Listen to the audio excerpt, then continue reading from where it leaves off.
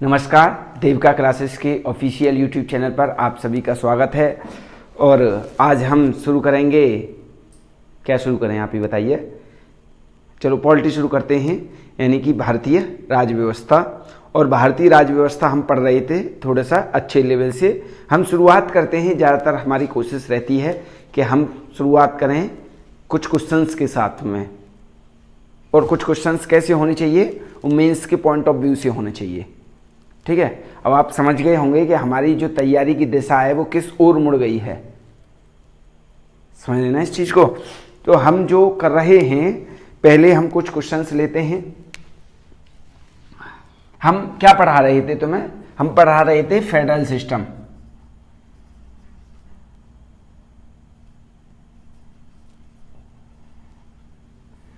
Federal system का मतलब क्या है? संघात्मक ढांचा। जो संघात्मक व्यवस्था है वो पढ़ा रहे थे हम। तो इसमें कुछ क्वेश्चंस बनते हैं कि बताइए भारतीय संविधान में या भारतीय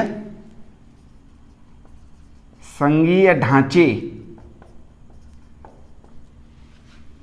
में व्याप्त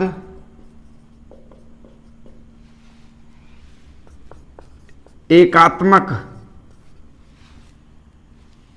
प्रावधानों पर चर्चा करें।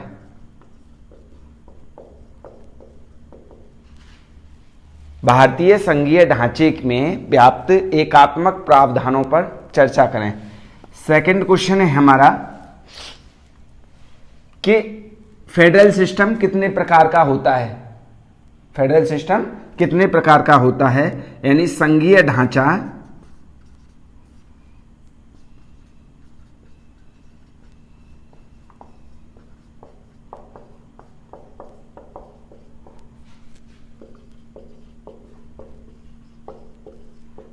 क्या? संघीय व्यवस्था के प्रकारों पर चर्चा कीजिए। संघीय व्यवस्था के प्रकारों पर चर्चा कीजिए। थर्ड क्वेश्चन ऐसे बन सकता है यहां से कि भारतीय संघीय ढांचे की विशिष्टताओं पर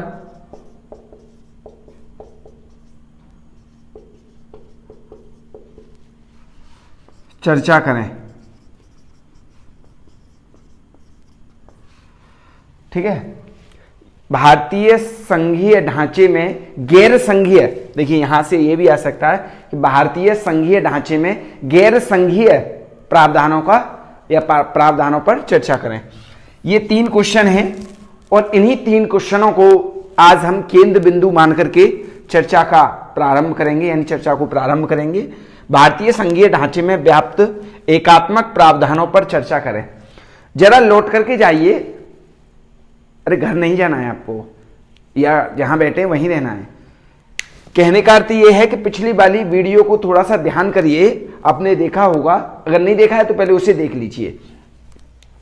हमने आपको उसमें बताया था संघीय ढांचा, भारत का संघीय ढांचा, यानी भारत की जो व्यवस्था थी, कई लोगों ने उसे संघात्मक कहा, कई लोगों ने एकात्मक कहा और कुछ ने अर्ध संघात्मक कहा। ठीक है, और वो कंफ्यूजन क्यों था, वो इन क्वेश्चनों में उसका जो उत्तर है आपको मिल जाएगा। तो पहले आप इसे नोट कर लीजिए या इसका स्क्रीनशॉट कर लीजिए, ले लीजिए। तो मैं हमेशा कहता हूं इनको नोट करिए, एक कॉपी बना लीजिए अपनी। अब ये जो हमने शुरू किया है, ये मान लीजिए एक क्रांति की तरह है और आपको इतने अच्छे तरीके से YouTube पर शायद ही मिले, तो और रेगुलर मिलना एक बड़ी बात है। हम सभी इन सिस्टमों पर यानी थोड़ा थोड़ा चर्चा करने के बाद में एक रेगुलर चलेंगे। यानी रेगुलर वे में कहने का अर्थ यह है कि सभी जैसे अध्यायवार तरीके से चलेंगे और सभी के अध्यायों से हम मेंस के पॉइंट ऑफ व्यू से क्वेश्चंस को उठाएंगे और उसके बाद में उस पर चर्चा करेंगे। तो इससे आपका क्या होगा, यकीन मानिए आपका फाउंडेशन तैयार हो जाएगा। बड़े बड़े शहर इलाहाबाद, दिल्ली जाने की आपको आवश्यकता नहीं पड़ेगी, बशर्ते आप इनको देखने के बाद में अपनी बुक लक्ष्मीकांत है या सुभाष कश्यप है, इन बुकों को खंगालने का प्रयास करेंगे तो निश्चित है आपको समझ में आएगा। और इनको पढ़ने के बाद में आप लक्ष्मीकांत या सुभाष कश्यप एनसीईआरटी का प्रयोग कर सकते हैं। उसमें से आप देखिए ये सभी जो चल रहा है ये आपको 11th की एनसीईआरटी में मिल जाएगा, निश्चित है एनसीईआरटी में मिल जाएगा। आप ये 11th की एनसीईआरटी पढ़ेंगे तो बड़ी जोरदार बुक है, मतलब बेहतरीन बुक कह सकते हैं उसे एनसीईआरटी को, 11th की को। अगर नहीं पढ़ी है, बहुत सारे होंगे जो नहीं पढ़े होंगे, जिन्होंने नहीं पढ़ी है वो पढ़ लें जाकर के। वहां पर वो वाली बुक जो है वो मेंस के पॉइंट ऑफ व्यू से, चाहे वो यूपीएससी हो चाहे यूपीपीसीएस हो। और मैं तो इतना कह सकता हूं कि यदि उसने नहीं पढ़ी है तो शायद ही उसका एग्जाम्स निकलेगा। ठीक है, तो कहने का अर्थ यह है कि इन क्वेश्चनों का आज केंद्रीय बिंदु मान करके, केंद्र बिंदु मान करके आज का अध्ययन शुरू करते हैं।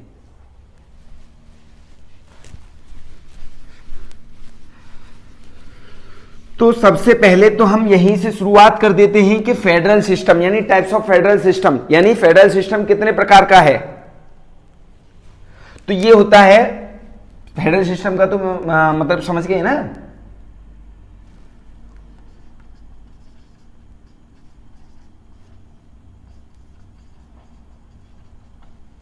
पूरे विश्व में 3 टाइप का फेडरल सिस्टम आपको देखने के लिए मिलेगा। इसको कहते हैं पहले को संघ। अभी देखिए इसमें यानी संघीय ढांचे में, संघीय व्यवस्था में भारत कौन से में है आप खुद बताएंगे इस बात को। संघ, दूसरा है परिसंघ और तीसरा है महासंघ। Union, federation, confederation.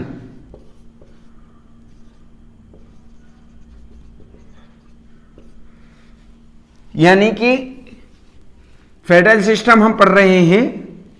अब कुछ लोग बच्चों की शिकायत थी कि आप इंग्लिश के शब्दों का प्रयोग कम करते हैं। वैसे मैं आपको बता दूं कि मेरे पर इंग्लिश इतनी अच्छी आती नहीं है, लेकिन मैं प्रयास करूंगा आप लोगों के लिए। यूनियन, फेडरेशन और कन्फेडरेशन, यानी कि इन तीनों में क्या अंतर है वो अभी हम देख रहे हैं।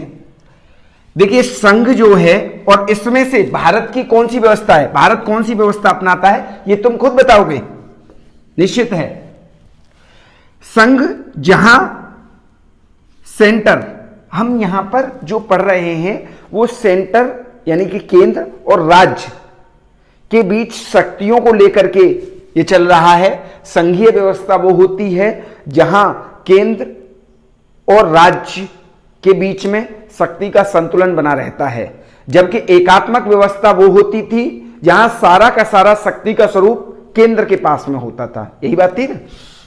लेकिन भारत की जो संघीय व्यवस्था है, भारत का फेडरल सिस्टम, भारत की कॉन्स्टिट्यूशन का फेडरल सिस्टम कुछ अलग है, और इसी में थोड़ी सी समस्या आ जाती है। कोई इसे एकात्मक कहकर के चला जाता है, कोई इसे अर्धसंघात्मक कह देता है, कोई इसे संघात्मक कह देता है। तो हम इसको चर्चा कर रहे हैं अभी। संघ वो है जहां सेंटर के पास में ज्यादा शक्तियां हैं, किससे, अपेक्षाकृत स्टेट के, यानी सेंटर के पास ज्यादा शक्तियां हैं अपेक्षाकृत स्टेट के। ठीक, जहां सेंटर और स्टेट के पास बराबर शक्तियां हैं वो परिसंघ यानी फेडरेशन, और जहां स्टेट के पास में ज्यादा शक्तियां हैं अपेक्षाकृत सेंटर के, वो हो गया महासंघ। टेस्ट के लिए ये है संघ। अब आप बताइए मुझे कि भारत की जो व्यवस्था है वो कौन सी है, संघ, परिसंघ या महासंघ, यानी यूनियन, फेडरेशन या कन्फेडरेशन। भारत का फेडरल सिस्टम कौन सा है इसमें से? तो भारत का जो फेडरल सिस्टम है वो ये वाला है, संघ। चूंकि भारत के, अगर भारत की व्यवस्था में देखेंगे तो कहीं ना कहीं आपको केंद्र मजबूत नजर आएगा अपेक्षाकृत राज्यों के। अभी हम चर्चा करेंगे कि क्यों मजबूत आएगा, क्यों लगेगा कि केंद्र मजबूत है। ठीक है, तो यहां सेंटर मजबूत है स्टेट के। अब जब हमारे जो संविधान निर्माता थे तो वो दिमाग के बहुत तेज थे, चाहे ले लीजिए डॉक्टर अंबेडकर को, चाहे ले लीजिए पंडित जवाहरलाल नेहरू को, चाहे ले लीजिए आप सरदार पटेल को, राजेंद्र प्रसाद, बहुत सारे ऐसे संविधान निर्माता थे। वो प्रत्येक बिंदु पर बड़े डट करके बहस करने के बाद में जब वो निष्कर्ष, निचोड़ जो निकलता था, वो प्रावधान संविधान में लाए गए हैं, वो प्रावधान कॉन्स्टिट्यूशन में, वो प्रोविजन कॉन्स्टिट्यूशन में लाए गए हैं। That's clear. तो यहां सेंटर मजबूत है स्टेट से। तो जब ये चर्चा चल रही थी, आप 12th क्लास की एनसीईआरटी भाग 3 पढ़ेंगे, उसका अंतिम चैप्टर है, तो उसमें इनकी चर्चाओं के बारे में आप देख सकते हैं कि किस प्रकार से संविधान सभा में बहस हो रही थी। क्या? हिस्ट्री का भाग 3 12th क्लास, आप उसे पढ़ सकते हैं। तो उसमें बड़े अच्छे तरीके से दिखाया गया है, बशर्ते यह है कि आपको पढ़ना पड़ेगा, पढ़ते नहीं हैं आप लोग। सेंटर ज्यादा मजबूत होगा स्टेट के। जब ये बहस चल रही थी तो डॉक्टर अंबेडकर ने कहा हम अपनाने के लिए तो इसे भी अपना सकते थे। हमने अमेरिका वाला संघीय व्यवस्था को छोड़ करके हमने कनाडाई मॉडल पर,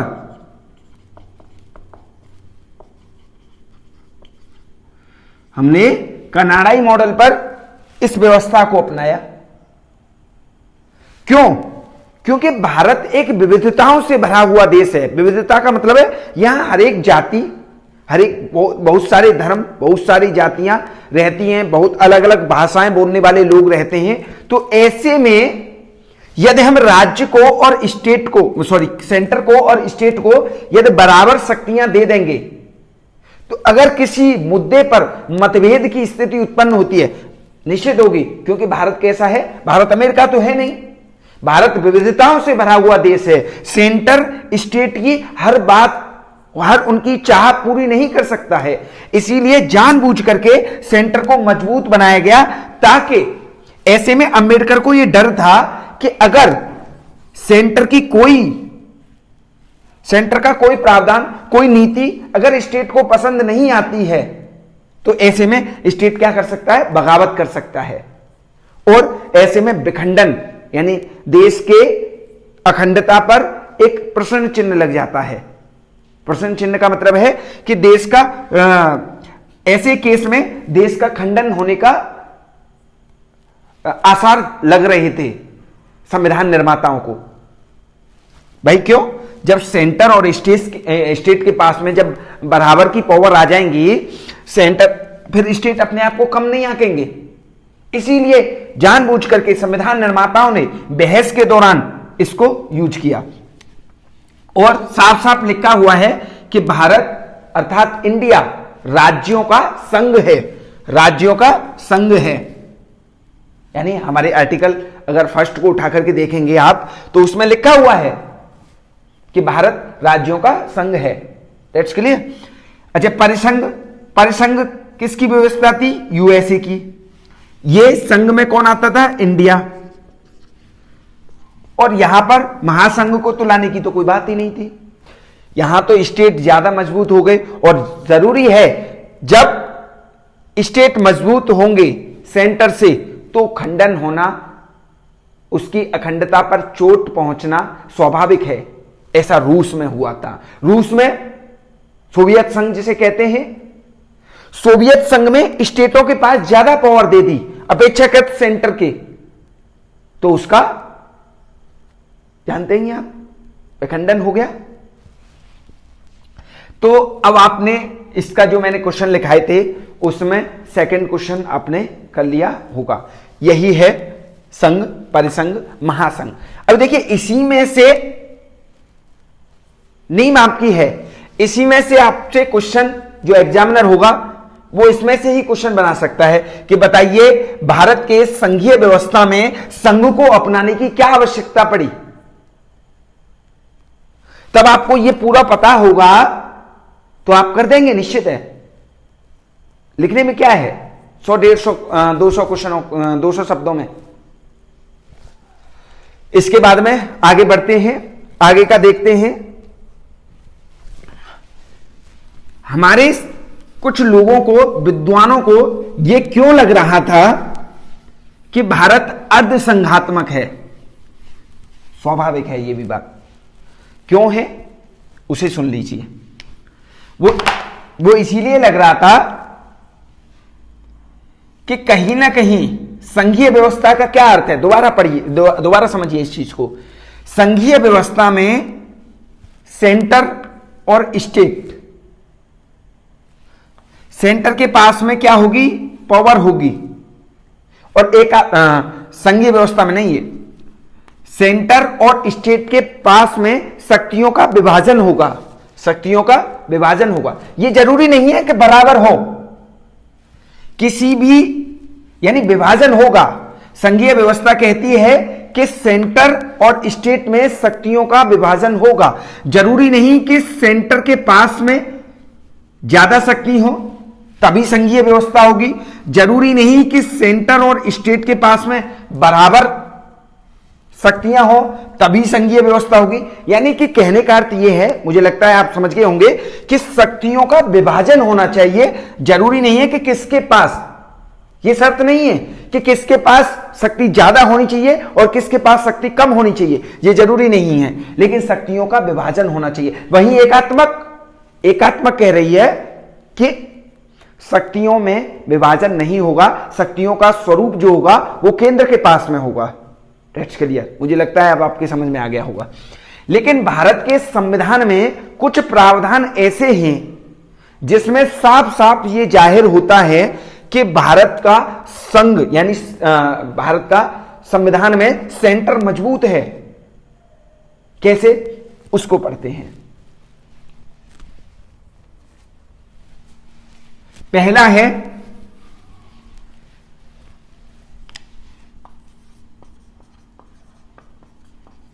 सशक्त केंद्र।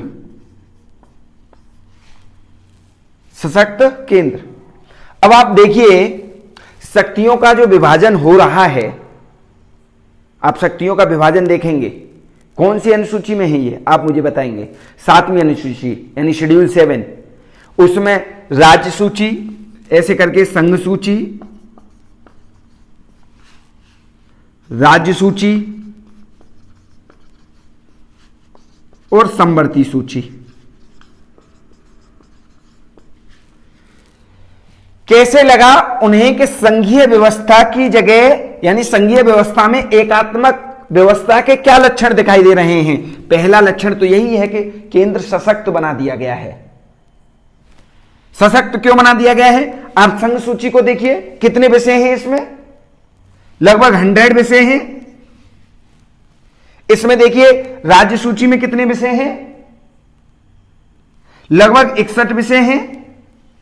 और समवर्ती सूची में कितने विषय हैं, 52 वर्तमान में। अगर पूर्व में बात करेंगे तो ये 97, ये 66 और ये शायद 47, ऐसे ही होगा। हो सकता है इसमें आंकड़ों में कुछ गड़बड़ी हो, आप चेक कर लेना। तो संघ सूची, मुद्दा यह है कि सशक्त केंद्र कैसे है। संघ सूची में पहली बात देखिए, संघ सूची में राज्य सूची से विषय ज्यादा हैं। यहां 100 विषय हैं और यहां 61 यानी 61 विषय हैं। तो यहां सीधे सीधे संघ सूची में कानून कौन बनाता है, केंद्र बनाता है। राज्य सूची में कानून कौन बनाता है, राज्य बनाता है। और समवर्ती में केंद्र प्लस राज्य दोनों बनाते हैं। संघ सूची में कानून कौन बनाता है, केंद्र बनाता है। राज्य सूची में राज्य बनाता है। समवर्ती सूची में केंद्र प्लस राज्य दोनों बनाते हैं।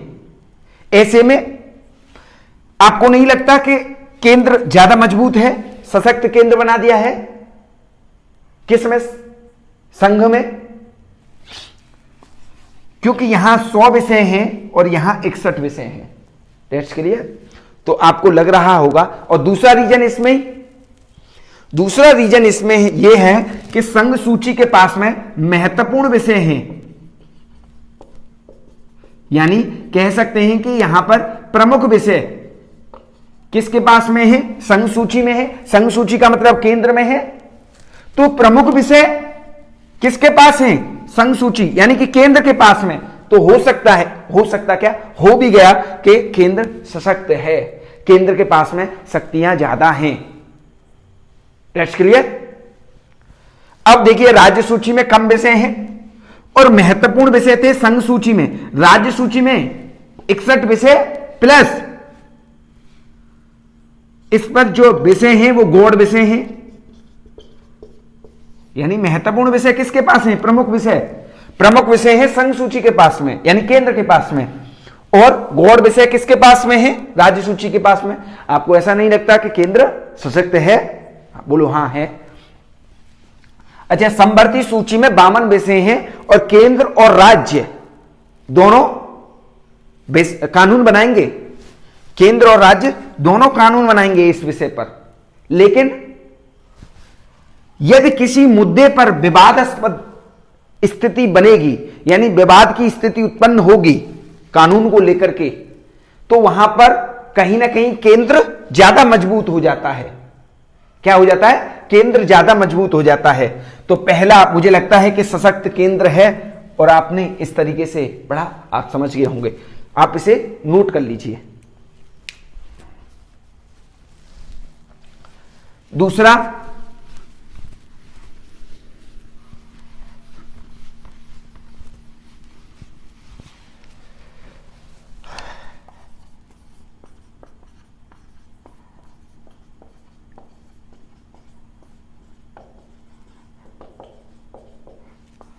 राज्य अनश्वर नहीं है। यह आपको मिल जाएगा किसमें? लक्ष्मीकांत में। ये जो मैं बता रहा हूं आपको लक्ष्मीकांत में मिल जाएगा। राज्य अनश्वर नहीं है। अनश्वर नहीं है, इसका क्या अर्थ है? इसका अर्थ यह है मेरे लाल प्यारे बच्चों कि राज्य और केंद्र के बीच में बात चल रही थी, तो राज्य की बिना मर्जी के केंद्र, सुनना एक एक बात को ध्यान से, राज्य की बिना मर्जी के केंद्र उसके क्षेत्र की सीमा बढ़ा सकता है और घटा सकता है, उसका नाम परिवर्तन कर सकता है। तो कह सकते हैं कि यहां पर राज्य की भूमिका जो है वो कम हो गई है, सिकुड़ गई है, संकुचित हो गई है, जबकि केंद्र यहां पर मजबूत है। और वो भी राज्य का नाम, राज्य का क्षेत्रफल, राज्य की सीमाएं छोटी और बड़ी किससे कर सकती है? साधारण बहुमत से। कौन कर सकता है? केंद्र कर सकता है। तो कह सकते हैं कि राज्य की शक्ति यहां पर संकुचित हो गई है। ठीक है, इसका अर्थ यही है। ठीक है, इसके बाद में सेकंड के बाद थर्ड,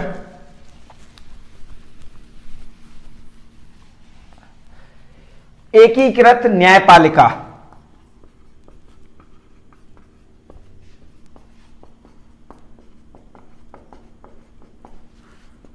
तीसरा पॉइंट, एकीकृत न्यायपालिका। एकीकृत न्यायपालिका का क्या अर्थ है आप बताइए? भारत के संविधान में राज्यों के लिए और केंद्र के लिए क्या कोई अलग अलग न्यायपालिका है? यानी क्या अलग अलग कोई कोर्ट है? हाई कोर्ट ऐसा नहीं है कि राज्यों के विवादों को देखता हो, ऐसा बिल्कुल नहीं है। यानी कि यहां पर एकीकृत न्यायपालिका का अर्थ यह है, एकीकृत न्यायपालिका का क्या अर्थ है कि केंद्र और राज्य के लिए अलग अलग न्यायालय नहीं है, बल्कि जो हाईकोर्ट है, हाईकोर्ट है राज्यों में स्थित है। तो इसका अर्थ यह नहीं है कि राज्यों का वो हाईकोर्ट है, नहीं, राज्यों का न्यायालय नहीं, वो किसकी एक शाखा है? सुप्रीम कोर्ट की। एकीकृत न्यायपालिका है। अगर वहीं यूएसए के संविधान को देखा जाए, यानी अमेरिका के संविधान को देखा जाए, तो वहां पर संघ यानी केंद्र के लिए अलग न्याय है, मतलब न्यायालय है, और राज्यों के लिए अलग न्यायालय है। यानी केंद्र के लिए अलग न्यायालय और राज्यों के लिए अलग न्यायालय कहां पर है? यूएसए में। लेकिन भारत में एकीकृत यानी एकीकृत न्यायपालिका है। समझ गए हो? आप समझ गए होंगे। तो आपको नहीं लगता कि यहां पर राज्यों की अपेक्षा केंद्र ज्यादा मजबूत है? यहां पर फिर राज्यों की जो शक्तियां हैं उसका संकुचन हो गया है। चौथा देखें, एकल न्यायपालिका, एकल न्यायपालिका हुआ, एकल नागरिकता। ऐसा बिल्कुल भी नहीं है। आप बताइए, जम्मू कश्मीर उत्तर प्रदेश में रहने वाले व्यक्ति की एक अलग नागरिकता होगी या भारत में रहने वाले की अलग नागरिकता होगी? नहीं है, ऐसा नहीं है। भारत के लोगों के पास एक ही नागरिकता होती है। किसकी? वो होती है भारत की नागरिकता। आप कहीं के मूल निवासी हो सकते हैं, लेकिन नागरिक भारतीय होंगे, नागरिक भारत के ही होंगे। मूल निवासी अलग अलग जगह, कोई आंध्र प्रदेश का हो सकता है, कोई अरुणाचल प्रदेश का हो सकता है, लेकिन वो नागरिक भारत का ही होगा, कोई अलग नागरिकता नहीं है। और जम्मू कश्मीर के बाद तो मुद्दा सुलझ गया है 19 में। अमित शाह ने बड़े संसद में, वहां पर भी जम्मू कश्मीर में पहले अलग नागरिकता हुआ करती थी, अब तो वो भी अलग हो गई है। तो एकल नागरिकता है। अगर वहीं यूएसए के संविधान यानी यूएसए के संघीय व्यवस्था को देखें तो वहां पर कैसी है? दोहरी नागरिकता है। कैसी है? दोहरी नागरिकता है। तो एकल नागरिकता है, तो कह सकते हैं कि भारत के संविधान में कहीं ना कहीं केंद्र के पास में ज्यादा शक्ति है। इसीलिए जो विद्वान थे वो ये समझने में थोड़ी सी उनके मन स्थिति में समस्या उत्पन्न हो रही थी कि संघात्मक ढांचा है या एकात्मक ढांचा है, इसे अर्ध संघात्मक क्यों नहीं कह देते? लेकिन अर्ध संघात्मक भी नहीं कहेंगे, कहेंगे संघीय ढांचा ही। और कौन सा? संघ वाला, जहां सेंटर के पास में ज्यादा पावर होती है अपेक्षाकृत स्टेट के। ठीक है, एकल नागरिकता। पांचवा ले सकते हैं निर्वाचन आयोग।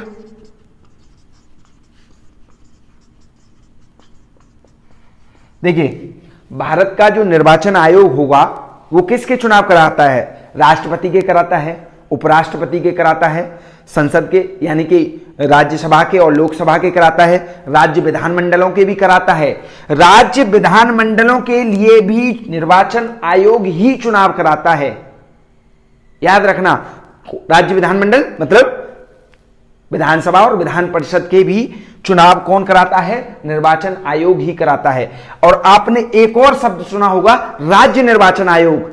राज्य निर्वाचन आयोग और निर्वाचन आयोग में बिल्कुल अंतर है। क्या अंतर है? ऐसा नहीं है कि राज्य निर्वाचन आयोग है तो वो राज्यों की विधानमंडलों के चुनाव कराएगा, नहीं, वो केवल और केवल स्वतंत्र निकाय के चुनाव कराएगा। यानी कि ग्राम प्रधान और ये जो आपके होते हैं शहरों में, उनके चुनाव कौन कराएगा? राज्य निर्वाचन आयोग करवाएगा। लेकिन निर्वाचन आयोग राज्यों के भी चुनाव करवाएगा।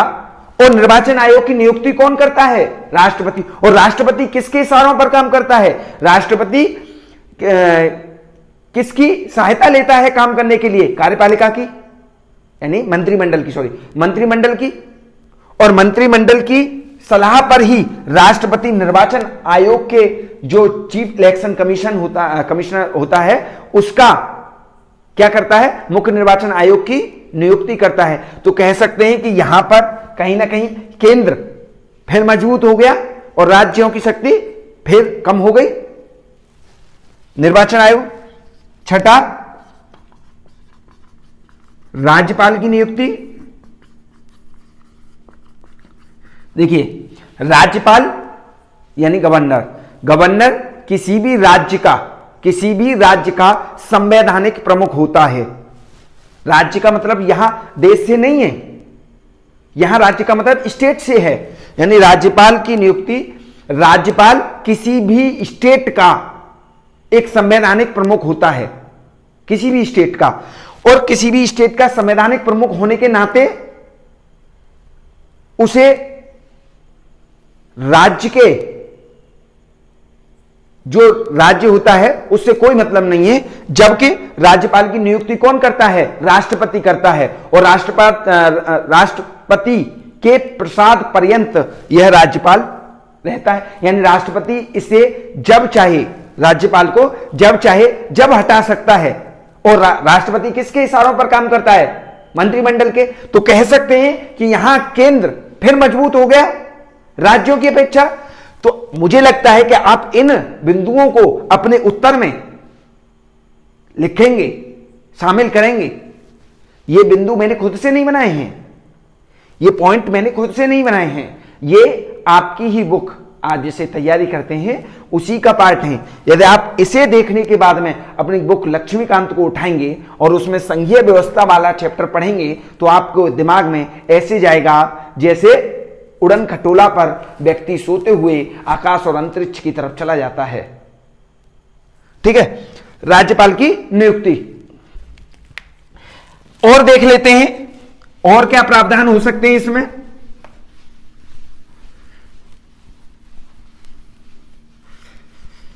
गर्मी बहुत पड़ रही है।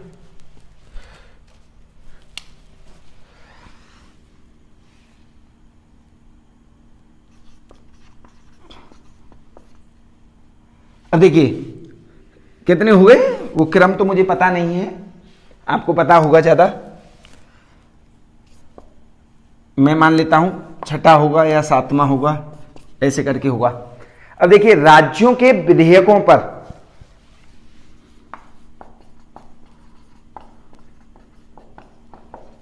वीटो शक्ति,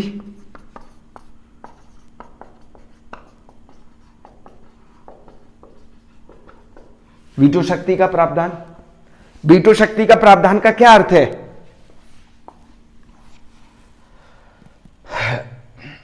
वीटो शक्ति का प्रावधान का अर्थ यह है कि कोई भी विधेयक राज्य के द्वारा आया, किसके पास? राज्यपाल के पास, और राज्यपाल उसे अपने विवेक से किसको भेज सकता है? राष्ट्रपति को भेज सकता है,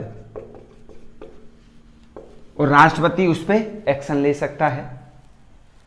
तो कहीं ना कहीं कह सकते हैं कि फिर केंद्र मजबूत हो गया। सातवां प्रावधान देखिए, आपातकाल के दौरान